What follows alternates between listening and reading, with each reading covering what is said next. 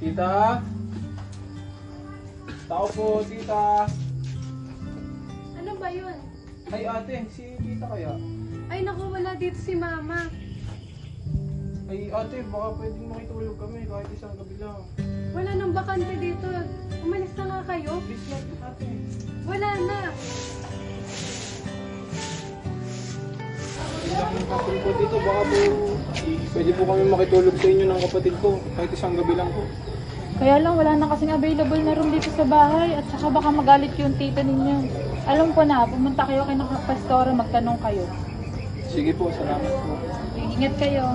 Ito lang yung alam kong pwede nang tuluyan na bahay eh. Okay na ba ito sa inyo? Opo, malaking tulong na po yan. Ito, narinig mo yun, may matitira na tayo, may masisilungan na tayo.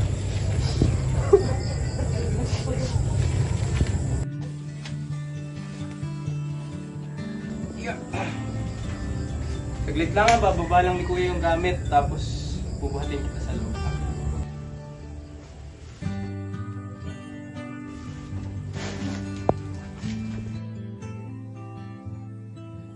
Yan mo, G. Pansamantala lang to. Hindi tayo pababayaan ni Lord. Basta, magkasama tayo at kasama natin si Lord. Wala tayong poproblemahin. Siya lang ang ating tanging kailangan. Tama ba?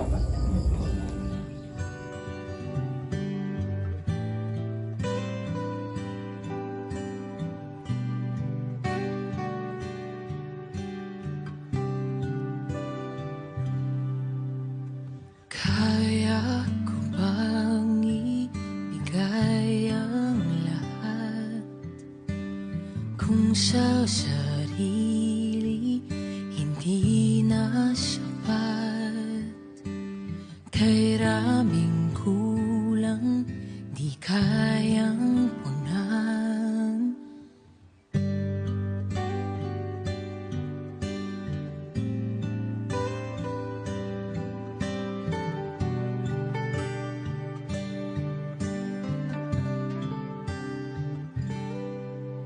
Laging sinusubok ang pusong pagal, ngunit umahapaw yung pagmamahal. Kay raming kulang ang iyong pinanang, ngayon pa ba magdududa? Katapatan mo ay subok na.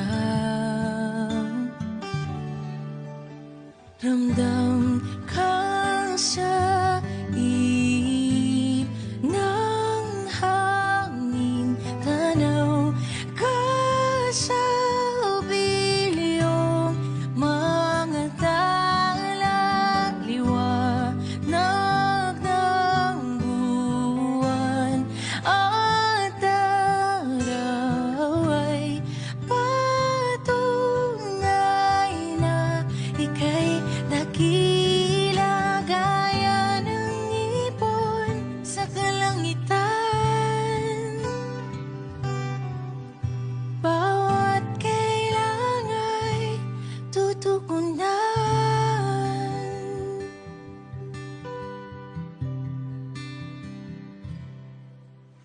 Sabihin mo lang ang iyong salita, handang makinig at sa'yo'y magtiwala. O aking Ama, sa'yo lang hawasa. Ilumin mo ang pagdududa, katapatan mo ay sapat na. Ramdam ka sa ihip ng hangin, tanaw ka sa bilyong mga tala, liwanag ng buwan at araw ay patunay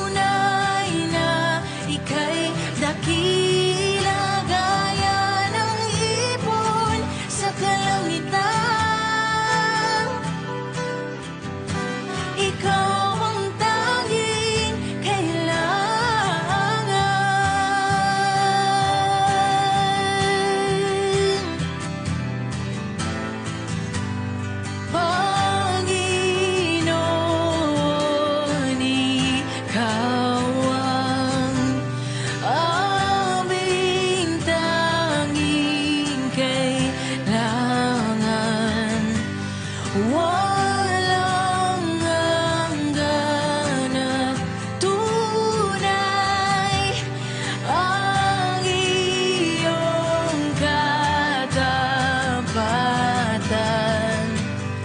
Panginoon, ikaw ang aming tanging kailangan. Walang hanggan at tunay ang iyong katapatan.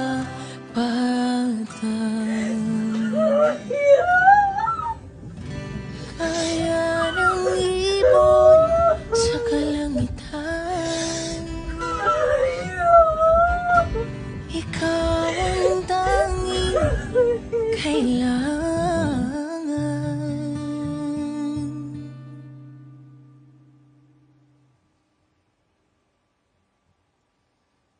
Aking Jesus, binigay mong lahat, krus ng pag-ibig na higit sa sapat. Kung naririto ka pa kuya, nakita mo sana kung paano ako lumaki.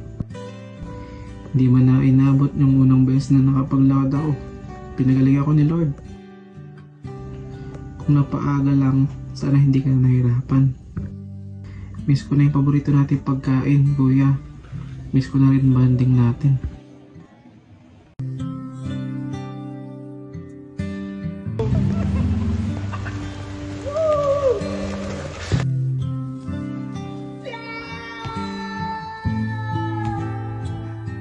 Kuya, ang ganda ng bahay. Oh.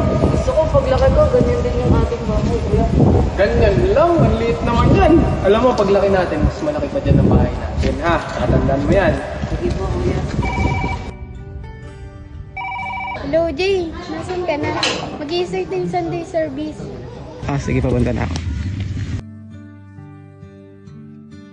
Hindi man natin nauunawaan minsan ang plano ng Diyos, pero tiyak kong lahat ng bagay na nangyayari ay paraan niya para sa ating ikabubuti.